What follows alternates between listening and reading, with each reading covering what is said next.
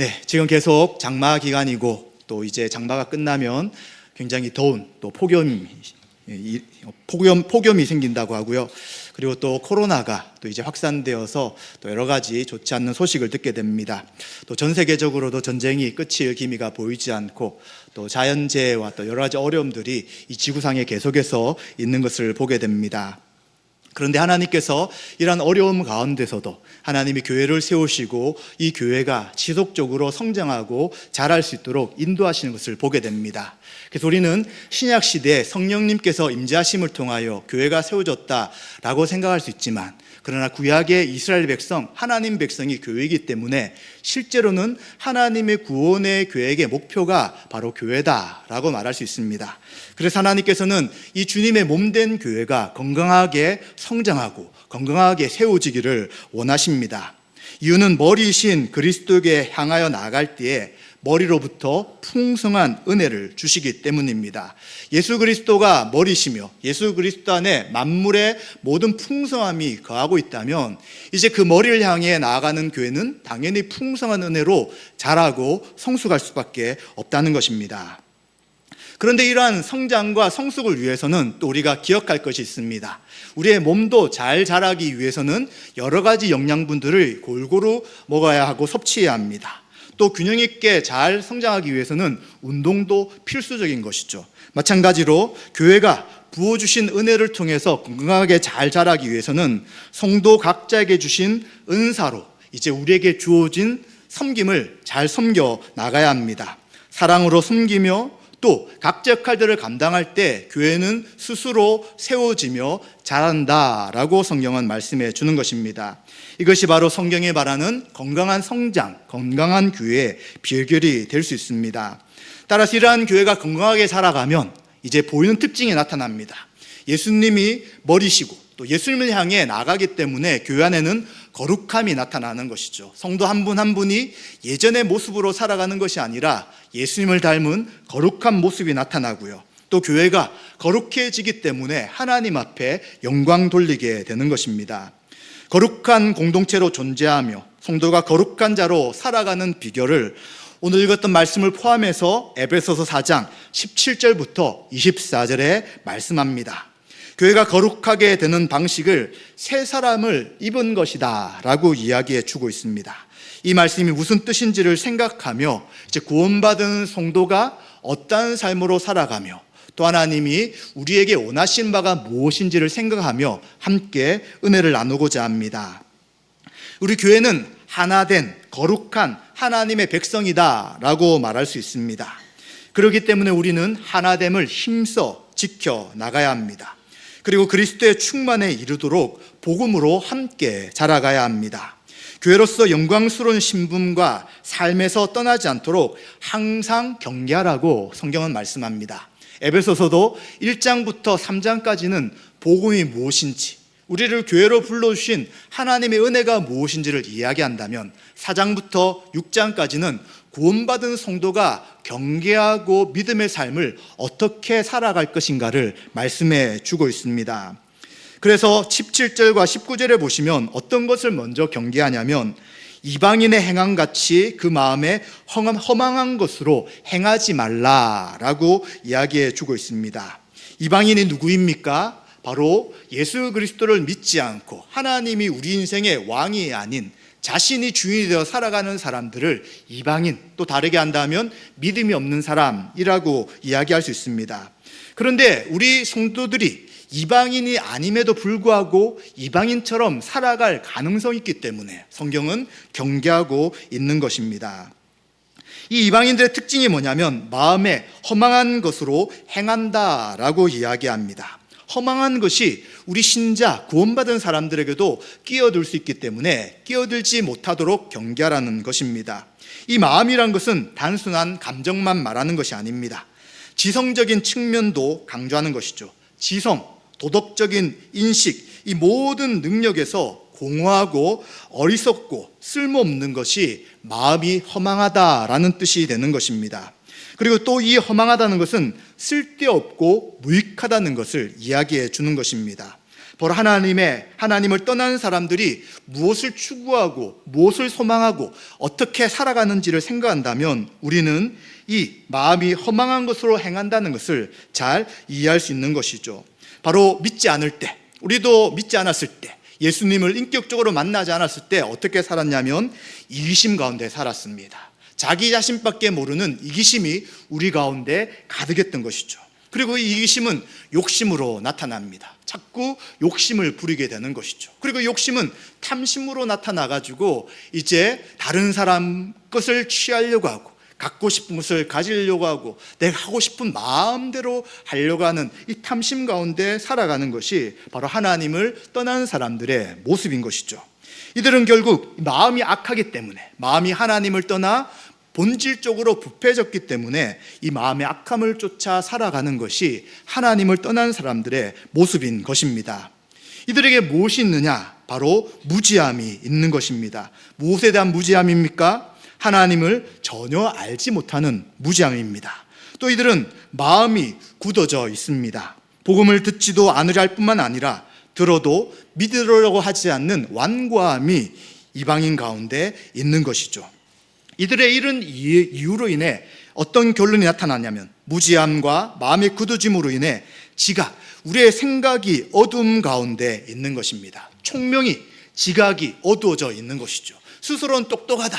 스스로는 우리 인간이 내가 온 세상의 주인이다 라고 생각하지만 어두워 있는 것입니다. 빛이 무엇인지 모르는 것입니다. 그리고 이러한 무지함과 마음의 굳어짐은 결국 영적 죽음 가운데 있는 것이죠. 하나님의 생명에서 떠나 있게 되는 것입니다. 이러다 보니까 감각을 상실하게 되는 것이죠. 감각이 없어요. 무엇인가 이것은 잘못이다, 이것은 하나님이 싫어하신다 라는 감각이 있어야 하지만 도덕적 감각도 없을 뿐만 아니라 죄라는 인식도 갖지 못함을 통해서 방탕의 자신을 내어놓아 버리는 것입니다. 방탕한 삶을 살아가는 것이죠. 자기 자신을 위해 이기적으로 살아갈 뿐만 아니라 방탕하게 살아가기 때문에 그의 모든 삶은 하나님이 싫어하시고 미워하시는 삶뿐만 아니라 많은 사람들에게 또 피해를 주지 않을지라도 그가 행하는 것은 본질상 하나님의 진노를 쌓고 있다고 말하는 것입니다. 그런데 이 모든 것이 바로 거룩한 것이 아니라 더러운 것이죠. 더러운 것을 행하며 욕심 가운데 살아가는 것이 바로 믿지 않았을 때 우리의 모습일 수 있고요. 또 이방인들, 하나님을 떠난 자들의 삶이라고 성경은 말해주고 있는 것입니다. 그런데 성경이 무엇을 우리에게 경계하고 있냐면 이 성도들이, 구원받은 우리들이 이방인처럼 살 수 있는 가능성이 있다라는 말씀을 하기 때문에 우리는 놀랄 수밖에 없는 것입니다. 우리가 구원받았는데 어떻게 불신자들처럼, 믿지 않는 자들처럼, 또 옛날에 하나님 없이 살았던 삶처럼 살 수 있다고 이야기하실까라고 생각할 수 있습니다. 자신이 인생의 주인인 사람들의 모습이 예수님 믿음에도 불구하고 우리 가운데 나타난다면 그것이 바로 이방인처럼 허망한 삶을 살아가는 그러한 문제가 된다는 것을 기억해야 되는 것이죠. 사실 우리가 성경적인 관점에서 이해할 때 성도는 죄 가운데 지속적으로 거할 수 없습니다. 죄를 지으면서 나는 괜찮다라고 생각할 수 없죠. 왜냐하면 로마서 말씀처럼 죄가 우리를 다스리고 지배할 수 없는 것입니다. 우리 안에 하나님의 생명, 예수님의 생명, 거룩한 생명이 있기 때문에 죄를 짓고 그 안에 있을 때 우리는 죄책감을 가지게 됩니다. 그리고 성령님이 그것을 원하지 않는다고 말씀하심을 통해 이 죄를 짓는 그것이 불편하고 어려운 거예요. 그래서 이제는 이 죄에서 벗어나고 하나님 앞에 회개하며 다시 믿음의 삶을 살아가게 되는 것이 성도의 삶입니다. 그런데 어떻게 우리들이 불신자와 같은 삶을 살 수 있다고 성경은 이야기합니까? 그것은 불신자처럼 죄 가운데 머물면서도 아무런 문제 없이 사는 그것을 말하는 것이 아니라 일시적으로, 잠깐, 그리고 또 무지에서 죄를 범하는 그러한 가능성이 우리 안에는 있다는 것입니다. 그렇기 때문에 철저하게 우리가 이방인의 삶을 살아가지 않도록 경계하고 돌아보고 조심하라 라고 말씀해 주는 것입니다. 그런데 디모데후서 3장 1절부터 5절까지는 이러한 성도임에도 불구하고 여전히 그러한 이러한 죄를 짓고 살아가는 삶을 일시적으로 또 무지해서 살 가능성이 있다는 것을 이렇게 말씀해 주고 있습니다. 한번 디모데후서 3장 1절부터 5절을 보도록 하겠습니다. 자, 지금 1절에 보시면 말세에 고통하는 때가 있다, 이르러라고 이야기하는데, 이 말세는 예수님의 재림하는 그 말세를 말한다기보다는 예수님의 초림과 재림 사이의 이 기간이 이 마지막 때, 말세라고 할 수 있습니다. 바로 구원의 복음이 선포되며 하나님 나라의 왕이신 예수님이 오셨기 때문에 이제 악한 자들의 심판이 이르렀고, 이제 예수 그리스도를 믿는 자들에게 구원이 시작되었기 때문에 말세라고 합니다. 그런데 이 말세가 고통한다는 것입니다. 도대체 왜 고통하는가를 2절부터 이야기합니다. 자, 2절에는 사람들이 어떤 특징을 가지게 된다 할 때 자기를 사랑하는 거예요. 하나님을 사랑하고 이웃을 사랑하는 것이 아니라 자기를 사랑하죠. 또 돈을 사랑합니다. 돈은 만몬이라고 이야기하는데, 이 만몬은 신이에요, 신. 근데 돈이 신이 되어서 돈을 위해 살아간다고 이야기합니다. 또 자랑하는 거예요. 교만하는 거예요. 그리고 자꾸 다른 사람을 비방합니다. 또 부모의 말씀을 듣지 않고 거역하죠. 이 감사가 나타나지 않고 불평과 원망이 있습니다. 또 거룩하지 않아요. 거룩하다는 것은 하나님의 성품을 따라서 거룩한 삶으로 살아가는데 거룩하지 않다고 이야기합니다. 또 3절에는 뭐라고 이야기합니까? 무정해요. 정이 없어요. 우리가 초코파이 보면 광고할 때 정이라고 하지만 점점 정이 사라진다고 이야기합니다. 또 원통함을 가지면 원통함을 결코 풀지 않고 보복하는 것입니다. 지금도 얼마나 이러한 보복으로 인한 살인과 범죄가 많이 나타납니까? 그리고 자꾸 사람들을 모함해요. 있지도 않는 것들을 했다고 이야기합니다. 절제하지 못하면서 자기의 삶을 마음대로 방탕하게 살아간다고 이야기합니다. 또 사납습니다. 그리고 선한 것을 좋아하지 않으며 악한 것에 대해서 계속해서 추구하는 삶을 산다고 이야기합니다. 그리고 4절에도 이야기합니다. 이제 배신해요. 수시로 사람들을 배신하고, 그리고 조급해요. 급하여. 그리고 자만하면서 자신이 누군지도 모르면서 스스로 나는 잘 되고 있다라는 자만함을 가지고요. 이제 쾌락을 사랑하는데 얼만큼 사랑하냐면 하나님 사랑보다 더하는 것입니다. 하나님을 사랑하지 않고 자기의 즐거움과 쾌락을 위해 인생을 살아가는 자들이라고 이야기합니다. 그리고 마지막 5절에 보시면 경건의 모양은 있지만, 경건의 모양, 경건이라는 것은 하나님을 예배하며 섬기는 거예요. 그런데 이 예배드리며 섬길 때 능력이 있다는 것을 부인하는 것이죠. 굉장히 형식적인 경건의 모습이 있다는 것입니다. 그런데 바울은 이러한 자들에게서 디모데에게 돌아서라 라고 이야기합니다. 자, 이렇게만 보면 대부분의 이야기가 불신자들에 대한, 믿지 않는 사람들에 대한 것이다 라고 말하지만, 지금 5절에 보시면 뭐라고 합니까? 경건의 모양은 하나님을 예배하는 것이기 때문에 불신자는 하나님 예배하지 않습니다. 믿는다고 하는데 모양만 있는 거예요. 실제 하나님 예배 가운데 우리 가운데 역사하시고 우리가 거룩한 자로 변화되어 하나님을 위해 살아간다는 그런 믿음이 전혀 없는 것을 이야기하는 거죠. 4절엔 또 뭐라고 합니까? 앞절입니다. 하나님을 사랑한 것보다, 하나님을 누가 하나님을 사랑합니까? 불신자들은 하나님을 사랑할 수가 없어요. 우리 믿는 자들이 하나님을 사랑하는데 이제 신앙생활 가운데 있으면서 다른 것을, 쾌락을 더 사랑하는 모습이 나타난다는 것입니다. 또 3절에는 뭐라고 합니까? 2절에는요, 감사하거나 또 부모를 거역하거나 거룩하지 않아야 한다는 것. 안 믿는 사람들은 거룩한 삶을 살아갈 가능성이 전혀 없는 것이죠. 그래서 이 이야기는 사도 바울이 교회 밖에 있는 사람들에게 말하는 것이 아니라 교회 안에 있는 사람들, 바울이 선교할 때부터 이런 사람들이 있었고, 그리고 또 디모데가 이제 에베소 교회를 목회해 나가는데 이런 사람들이 그 이후에도 있을 것을 이야기하면서 이러한 시대가 이를 것이고 이르렀다라고 경고하는 것입니다. 그때 고통하는 때가 있는 것이죠. 바로 하나님을 섬기고 믿음으로 살려고 하는 사람 외에 교회라고 한다면 교회 안에 그러지 않는 사람들이 있는 거예요. 이들은 말씀을 듣기를 싫어합니다. 자기를 사랑하고 이웃을 사랑하지 않아요. 모함하고 싸우기를 좋아하며 겸손하지 않습니다. 그러니 그들과 함께 한 공동체에 있을 때에 어렵고 힘들고 고난과 고통이 따르는 것이죠. 그래서 이들은 하나님 앞에 눈물을 흘리며 간구하는 것입니다. 하나님, 우리 교회를 회복시켜 주시고 새롭게 해주시며 믿음으로 살아가도록 우리들을 회개해 주십시오 라고 하나님 앞에 은혜를 구하게 되는 것이죠. 성경에 보시면 이런 예가 너무 많았습니다. 이스라엘 백성들이 하나님과 함께 우상을 겸하여 섬기고 그럴 때마다 선지자를 통해서 회개를 요청하고 그들이 하나님 앞에 서서 민족의 아픔을 놓고 대신 회개하는 일들을 했던 것처럼 신약 시대도 동일하게 성령의 역사하심으로 교회가 세워져 나가지만 아직도 교회 안에 또 믿는다고 이야기할지라도 이러한 일들이 충분히 일어날 수 있다라고 경계해주고 있는 것입니다. 그래서 우리는 나는 그동안 신앙생활 너무 잘했는데, 나는 이번 주에도 믿음으로 잘 살았는데 라고 하면서 아주 편안하고 안전한 마음으로 매주 살아갈 수 없다는 것입니다. 이번 주 주님 앞에 설 때 하나님의 은혜를 구해야 되는 것입니다.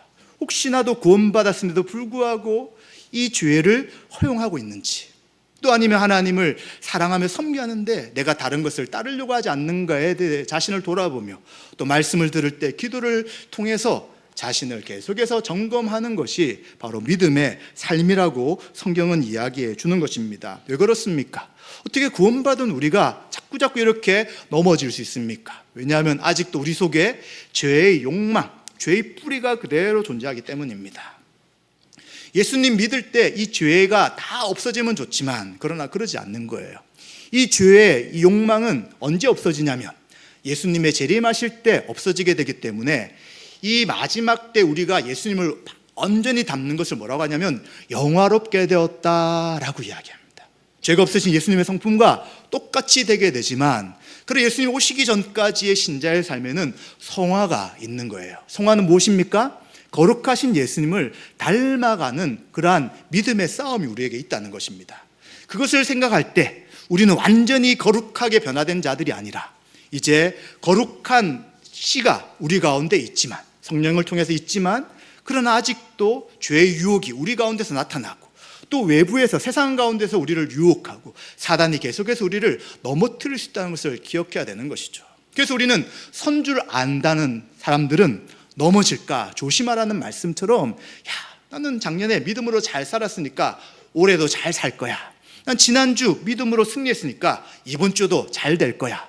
어제 내가 승리하고 하나님께 순종했으니까 오늘, 내일도 그렇게 될 거야 라고 하는 것은 우리가 경가하지 않는 그러한 생각이다 라고 생각해야 되는 것입니다. 그래서 사도 바울은 이러한 이방인처럼 살 수 있는 가능성이 우리 안에 있기 때문에 절대로 이방인의 삶이 우리 가운데 침투하거나 파고들지 않도록 하라고 권면해 주고 있는 것입니다. 왜 그러면 그렇게 하라고 계속해서 이야기하실까요? 바로 20절과 21절의 말씀처럼 우리는 그렇게 배우지 않았기 때문이라고 이야기합니다. 우리는 예수 그리스도를 배웠습니다.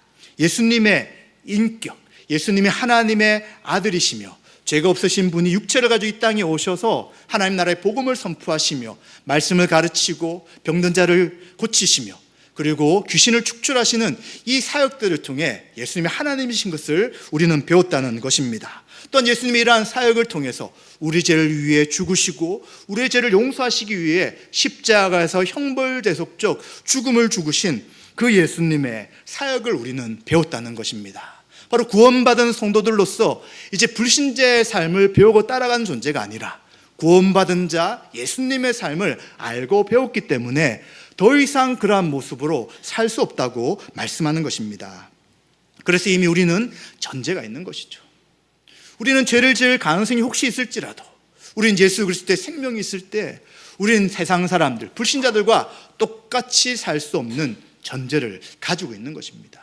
그래서 구원받은 자로서 날마다 깨어서 혹시 오늘 나에게 다가오는 죄가 무엇인지, 또 내가 그냥 쉽게 생각해서 자꾸 넘어지는 그런 연약한 부분이 무엇인지, 하나님 말씀에 불순종하고 순종하지 못하는 것이 무엇인지를 생각하며 하나님의 은혜를 구하며 나가야 되는 것입니다. 이렇게 될 때 우리는 예수 그리스도 안에 있는 진리를 듣고 가르침을 받았기 때문에 경계하며 깨어서 믿음의 삶을 살 수 있다고 이야기해 주는 것입니다.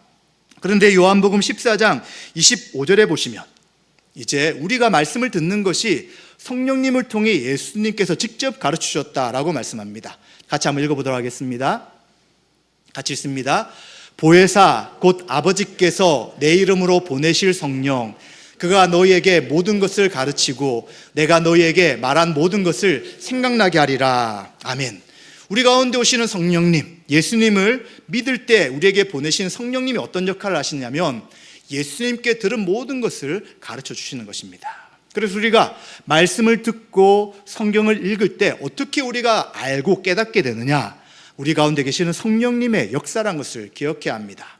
그래서 이 성령님의 역사를 통해서 사람들이 우리에게 가르쳐 주지 않을지라도 주님이 우리에게 모든 것을 가르쳐 주시는 분이다 라고 말씀하는 것이죠. 그러면 저나 목회자나 또 여러 동역자들을 통해서 말씀을 들을 때는 어떻게 우리가 알게 되는 것입니까? 그 사람이 잘 전하고 가르쳐줘서 배우고 알게 되는 것이 아니라 여전히 그 이야기, 그 말씀을 들을 때 성령님의 역사를 통해서 우리가 그 말씀을 깨닫고 이해하고 받아들이고 알고 그 말씀을 순종할 수 있다는 것을 이야기해 주는 것입니다. 그래서 가르치는 사람, 또 함께하는 사람, 이게 중요한 것이 아니라 말씀의 역사심을 통해 우리가 예수님을 듣고 배우고 그 예수님을 따라서 믿음의 삶을 살아간다는 것을 이야기해 주는 것입니다. 또한 이제는 우리가 예수 그리스도 안에서 그 가르침을 받았다는 것은 예수님과 교제하고 예수님의 능력과 지혜 주심 가운데 배우는 것입니다. 우리 성도님들은 다 예수 안에 거하는 자들입니다. 그럼 예수님 안에 거하고 있다면 예수님과 무엇을 통해 예수님을 알아갑니까? 예수님과 교제함을 통해 알아가는 것입니다. 여러분이 친하게 함께 교제하고 생활하는 친구들을 생각해 보십시오.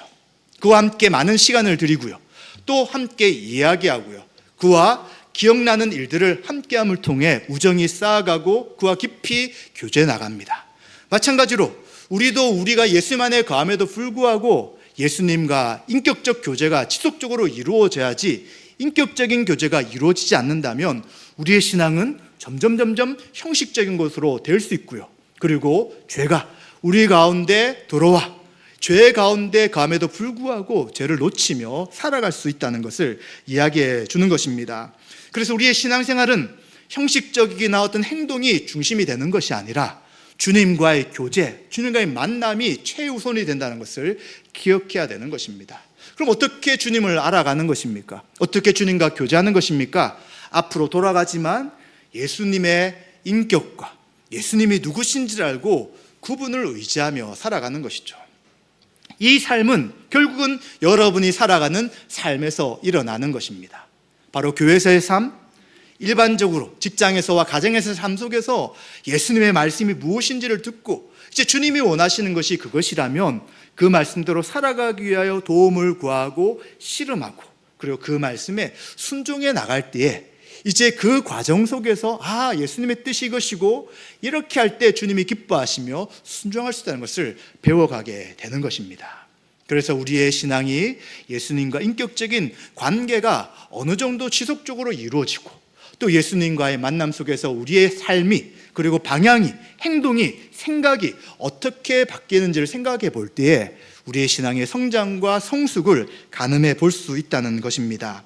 사도 바울은 이러한 예수님께 배웠고 예수님을 통해서 교제하기 때문에 우리는 믿기 전에 또 아니면 불신자의 모습으로 살아갈 수 없고 그러한 삶을 살더라도 속히 회개하고 돌이킬 것을 이야기합니다. 그러면서 22절부터 24절까지의 세 가지 명령을 하고 있습니다. 첫 번째 명령은 옛사람을 벗어버리라 라고 말씀합니다. 두 번째는 심령의 새롭게 되어라 라고 이야기합니다. 그리고 세 번째는 새 사람을 입으라 라고 이야기합니다.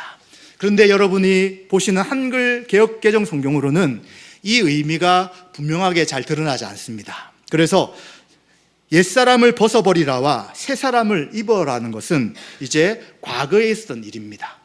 단 한 번 단회적으로 그리고 이례적으로 일어난 과거에 성취된 것을 이야기해 주는 것이죠. 옛사람을 벗어버린 것이 언제 이루어졌습니까? 예수 그리스도를 믿을 때, 이제 예수님 믿기 전에 우리를 성경은 옛사람이라고 이야기합니다. 이 옛사람은 이미 십자가에서 죽었습니다. 옛사람을 예수 믿을 때 벗어버렸기 때문에 이제 우리는 옛사람을 입은 자가 아닙니다. 지금 우리가 누구입니까? 새 사람이 된 것이죠. 이미 과거에 이루어진 것이기 때문에 현재나 미래 또다시 옛사람을 벗어버릴 필요는 없는 것입니다. 그래서 이 말씀을 읽을 때 우리는 예수 그리스도 안에 있기 때문에 유혹의 욕심을 따라 썩어져가는 구습, 옛습관을 따르는 옛사람을 이미 벗어버렸지라고 생각해야 된다는 것입니다. 자, 그리고 새 사람을 입으라도 마찬가지입니다. 새 사람을 입으라고 하니까 현재도 입어야 되고 미래도 입어야 될 것인가 라고 생각되지만 이 단어 자체도 과거입니다. 과거 시제를 통해서 표현하는 것입니다.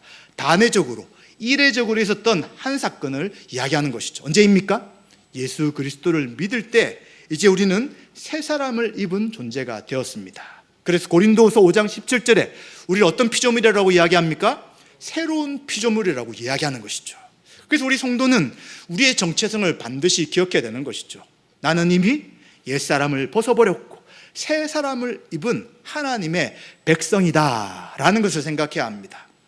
그것을 제대로 이해하지 못하고 그래 나 오늘 또 새 사람이 되어야지, 또 내일 새 사람이 되어야지 라고 한다면 예수 그리스도를 통해서 이루신 십자가의 구원의 그 완성과 성취에 대한 이해를 제대로 못할 수 있다는 것입니다. 그렇다면 이제 새 사람을 입은 존재는 어떤 존재입니까? 의롭게 된 자로서, 거룩한 성도로서 하나님 말씀을 지키며 순종하는 삶이 바로 새 사람을 입은 성도의 삶이라는 것입니다. 그렇기 때문에 새 사람을 입은 우리는 누구를 사랑하는 것입니까? 돈을 사랑하는 것이 아니라 하나님을 사랑합니다. 무엇을 기뻐합니까? 하나님을 예배하는 것을 기뻐합니다. 자기를 사랑하지 않고 하나님이, 예수님이 우리의 삶의 최우선이 되는 것이고 하나님의 사랑이 곧 이웃 사랑이기 때문에 다른 사람을, 이웃을 사랑하며 섬겨 나가는 삶이 우리 가운데 나타나며 드러난다고 말씀해 주는 것입니다. 자, 그러면 세 번째 사도 바울의 명령인 심령이 새롭게 되어는 무엇이냐면 이제 이것이 바로 현재 시제인 것입니다. 과거에 믿기 전에 심령이 새롭게 된 것이 아니라 새 사람을 입었고 옛 사람을 벗었기 때문에 이제 심령을 새롭게 하라고 이야기하는 것입니다. 그리고 새롭게 하는 것은 한 번만 하고 끝나는 것이 아니라 미래에 계속해서 우리의 심령을 지속적으로 새롭게 하라고 명령해 주는 것이죠. 그렇기 때문에 우리는 이 심령을 새롭게 한다는 것은 날마다 반복적으로 다시 새롭게 할 뿐만 아니라 지속적으로 행하는 것을 말씀하는 것임을 기억해야 되는 것입니다. 이미 우리는 알고 있는 복음에 대한 지식이 있습니다. 예수님이 누구시며 하나님이 예수님을 보내신 이유가 우리를 사랑하시는 것이라는 것도 알고요.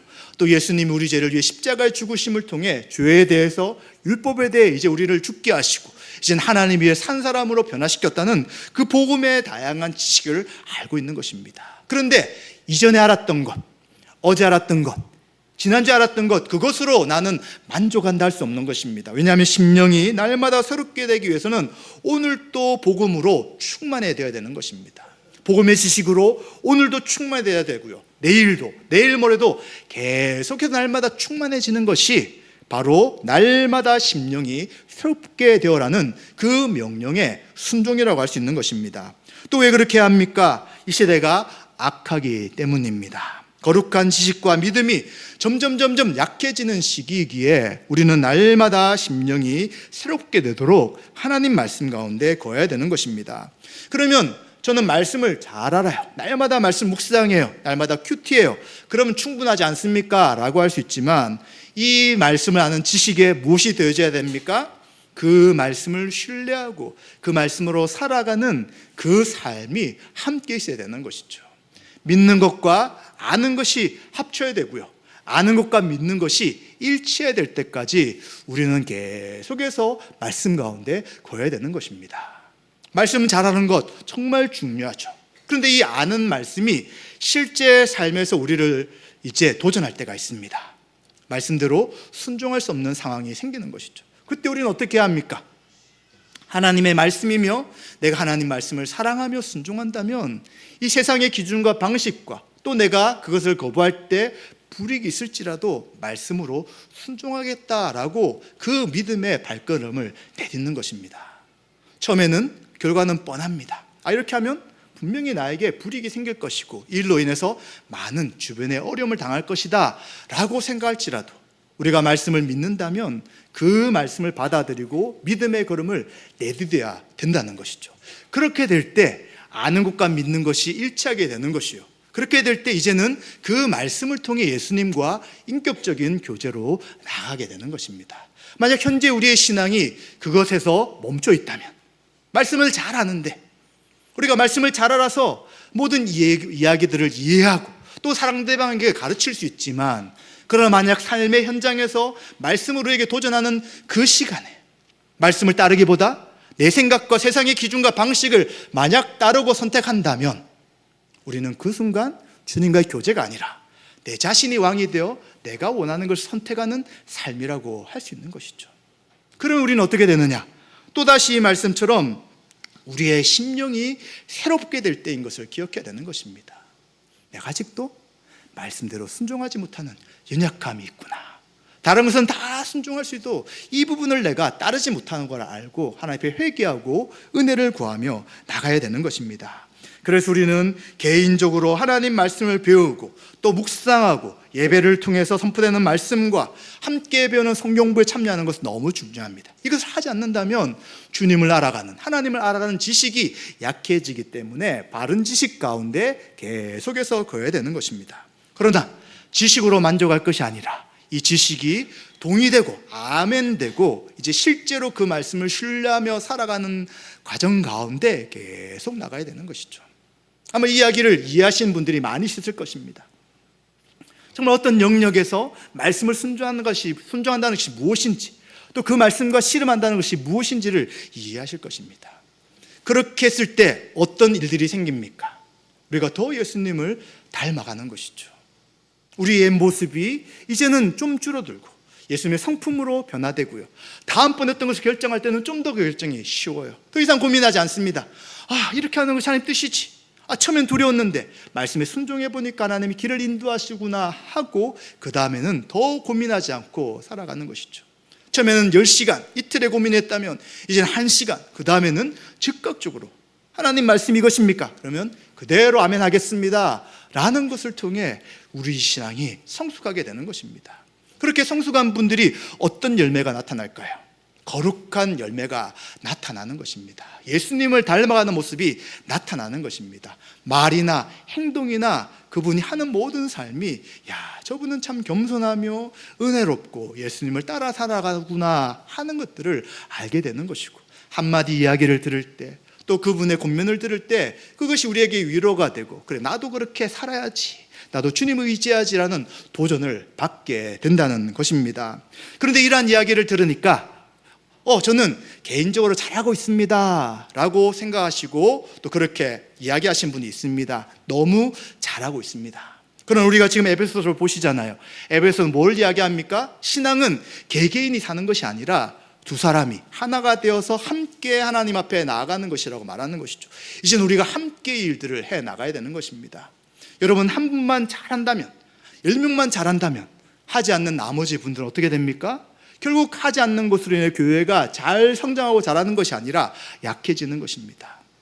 90% 하는데 10%는 그러지 못해요. 그럼 교회가 잘 자랄까요? 절대 잘 자라는 것이 아니라 교회가 자꾸 문제가 생기고 어려움이 생기고 교회가 성장하는 것처럼 보이지만 또 주저앉게 되는 것입니다. 그래서 성경은 한 몸이기 때문에 100% 모든 성도님들이 함께 말씀을 배우고 자라가고 서로 격려하고 돕고 세워나갈 것을 이야기해 주는 것입니다. 그렇기 때문에 교회가 어떻게 해야 합니까? 교회는 함께 모여서 믿는 바를 다시 날마다 확인해야 되는 것입니다. 지난주에 확인했지만 이번 주에 또다시 우리의 믿음을 점검하고 확인하고 서로 점검하는 것입니다. 또 우리는 더 날마다 풍성하게 배우며 채워가야 되는 것입니다. 또 서로 사랑과 선행을 격려해야 합니다. 이러기 위해서 어떻게 합니까? 히브리서 10장 25절에 있는 말씀처럼 모이기를 피하는 어떤 사람들의 습관같이 하지 말라 이야기하는 거예요. 모이기를 힘써서 함께 말씀을 나누고 함께 배우고 함께 격려할 때 우리의 신앙이, 우리의 심령이 날마다 새롭게 되어 예수님을 닮아가는 거룩한 삶으로 새 사람을 입은 모습 그대로 살아갈 수 있다고 말씀해 주고 있는 것입니다. 말씀 마무리하겠습니다. 성도가 누구입니까? 옛사람을 벗어버린 사람들이 성도입니다. 성도는 또 누구입니까? 의와 진리의 거룩함으로 지음받은 사람들이 새 사람입니다. 그렇다면 이제 우리는 날마다 어떻게 해야 된다고요? 우리의 심령을 날마다 새롭게 해서 이제는 주님과의 교제 속에 하나님 말씀으로 날마다 자라가야 되는 것입니다. 이것이 개인만 하면 된다고요? 그것이 아니라 우리 교회에 속한 모든 구성원들이 함께 이 일들에 대해 나아갈 때에 우리 교회는 주님이 기뻐하시는 몸으로서, 교회로서, 공동체로서 건강하게 자랄 것입니다. 그러기에 우리는 서로를 격려해야 합니다. 함께 모이도록 격려해야 합니다. 예배 함께 나오도록 격려해야 되고요. 말씀을 배우도록 격려해야 되고요.